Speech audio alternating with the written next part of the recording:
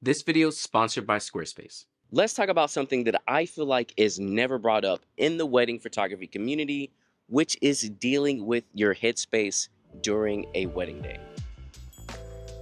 Now, when I'm talking about headspace, what I mean is being able to think about poses, the timeline, dealing with the couple, what kind of shots you're gonna take, what lenses you need to use, all during a wedding day, which can be extremely hard to deal with. And it's something I had a hard time doing when I first started as a wedding photographer. I mean, I had such a hard time with dealing with headspace that when I was starting, I shot in aperture priority, which again, that's not bad, but manual gives you the full control you need, and I couldn't do it because I just couldn't think quick enough. We can only hold but so much in our mind at a time, and dealing with the wedding can be a lot at first. Here are 4 things I think that can help you with dealing with your headspace during a wedding day. First is make sure to always write a timeline. Now, as a photographer, you may be thinking, okay, the couple and the planner, they're going to come up with the timeline and I just show up and take photos. But that is not the best way to approach weddings. As a wedding photographer, we're the only ones who know the best approach for the photos and how long certain sections of the day will take, especially when we're talking about pre-ceremony. Pretty much the way I like to think of it is anything before the ceremony is my time. I'm going to let you know how long it takes to get ready for a first look, for family portraits before the ceremony. If we're doing that, I know that timing. Whereas if you let a planner do that, you can end up with days where they're like, oh yeah, we can do the first look in like 15 minutes, right? And you're like, no, like I need to take couple portraits and also have them have a moment with each other to see each other before the actual ceremony. This is why writing a timeline is extremely important because you know what's happening and it becomes a part of your own headspace rather than you always referring to a timeline because you have no idea what's happening because someone else made it. Now, if you're not familiar with writing your own timelines, I'll leave a template for y'all down in the description below. Definitely check that out. Download the template. It'll help you with your wedding days so much. I've been writing timelines now for almost my whole career, and it's made a huge difference in the wedding days. And if you're curious how you deal with your timeline in the planners, you send your timeline to the planner and the couple. And if there's any differences at all, then you just work it out with the planner, make the changes that need to be changed, and you're good from there. Trust me, making your own timeline is going to make a huge difference because you're not going to feel like a chicken with his head cut off, running around all day, trying to figure out what's happening. You already have an idea of what's happening in the day.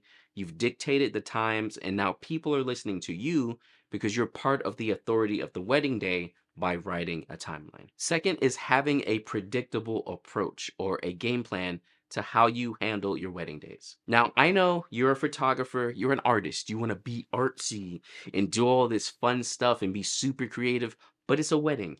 At the end of the day, wedding photography is customer service and it's product based. So you can still be artsy, you can still be creative, but if you don't have a solid product that you're giving to all your couples, first off, it's going to be hard for you to book. And second off, you're going to be stressed every day because nothing is predictable. The way I like to do it is everything I do is predictable. And then outside of that, I can be creative when I have those moments. I mean, I'm so predictable that some of my regular second photographers know exactly what shots and where I would take them. So when they're scouting around while I'm doing couple portraits, they'll be like, oh yeah, John, that'll be great for a wide shot Wednesday. And oh yeah, that'll be good for a Brennizer. And oh yeah, that'll be good for a wall bokeh shot. Like they know exactly what I'm looking for and I'm going to do. It's crazy. So by having this predictability, I'm not stressed in my wedding days because I know I'm going to show up. Oh, time for groom's photos? Great. I know I'm going to place him by a window, and the window is going to give nice side lighting, and I'm going to take those photos. And then from there, I'm going to take the bride's photos and I'm going to hang the dress, but not in front of a window. And I'm going to, you know what I'm saying? Like, you know what you're going to do. And again, this gives you multiple things. Your product is obvious to your couples. They see how you take your photos, they see the type of photos you take, and then also you don't have to feel stressed out by creating the most artistic thing on every single wedding. You can still do that, but you know there's certain shots you're gonna get. This also helps when you get to the end of the wedding day and you feel like maybe you didn't take enough photos. If you have a predictable way that you do your weddings, you know for sure okay, I took these and I took these portraits and I took the first kiss and you know it in your head. So there's no stress about like, oh, did I take enough photos? You got the main shots that you take for your product. So it's not a problem at all. Let me know in the comments if you all are predictable in your wedding days and how it makes you feel as an artist and photographer. I know it can get a little stuffy sometimes, but having that predictability takes away so much stress. And then you add the art underneath. And honestly, I'll tell y'all too, if you just want to be super creative all the time, you may want to focus on being a second photographer. This way, the main shots aren't really on you as much. You have more freedom to actually do whatever you want to art wise. Before we move on, let's talk about this video's sponsor, Squarespace. So I've been using Squarespace for over 10 years, and it is my go-to way to build a website for any brand that I have. Currently, I have 2 websites for my own website, and I also have one for the Natural Fills preset, which I'll link down below. Squarespace is a platform that will quickly help you build your website in no time. They have great templates, so you can use something pre-made, or you can build from scratch if you'd like to. But you don't have to have any website building knowledge at all. The templates are amazing. Again, look at my website. I have made my own tweaks to it, but I started from a template and went from there. If you're a business owner and you're looking to get online, social media is great and all, but having your own website is probably the most important thing you can do. And on top of that, Squarespace will help you build your business because they have great features like analytics, commerce for selling physical and digital products, and you can also do courses and so much more. Make sure to check out the link in the description below for 10% off of your first website or domain. The third thing you can do to help with your headspace during a wedding day is to bring minimal gear. Now, I know this is probably going to be controversial because a lot of people are like, you have to have all the options and you need all the gear in case something happens. But I feel like that adds more stress to your wedding day.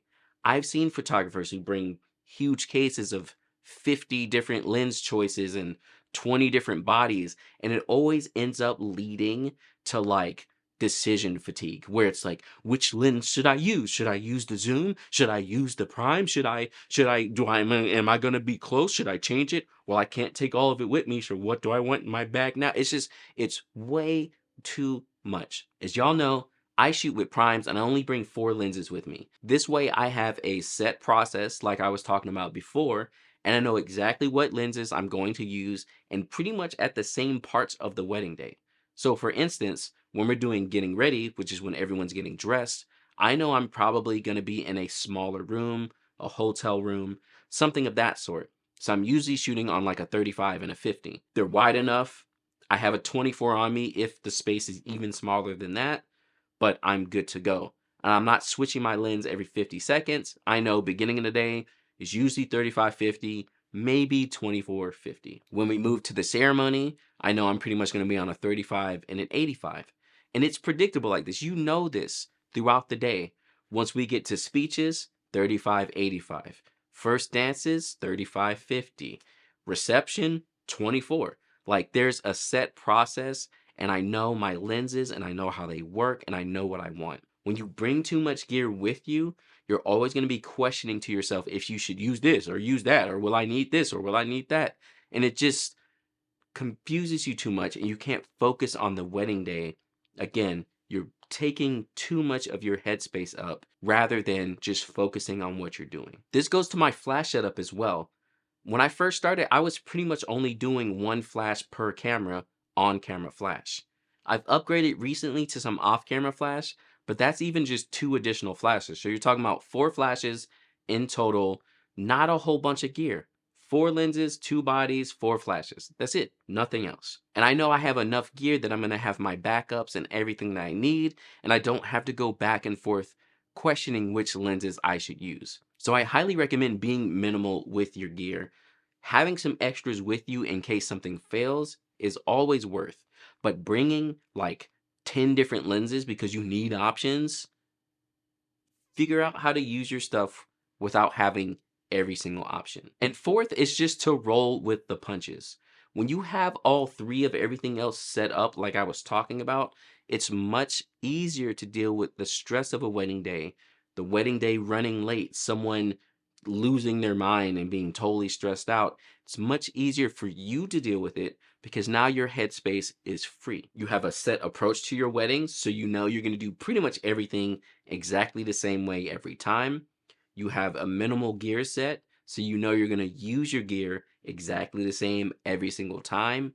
And because of this now, you can shoot in manual, which practicing helps with getting better at shooting in manual, and your timeline helps tie it all together. Once you have all of this in place, when things go wrong, which they will during a wedding day, you're going to be in a much better place to deal with it. I can't tell you how many people second shoot with me and are immediately like, why are your wedding days so calm? But it's mainly all of these things I just told you, which help me out with not dealing with extremely stressful wedding days. And if you want to see some smooth wedding days, definitely check out these full wedding day videos here to learn more about shooting your own weddings.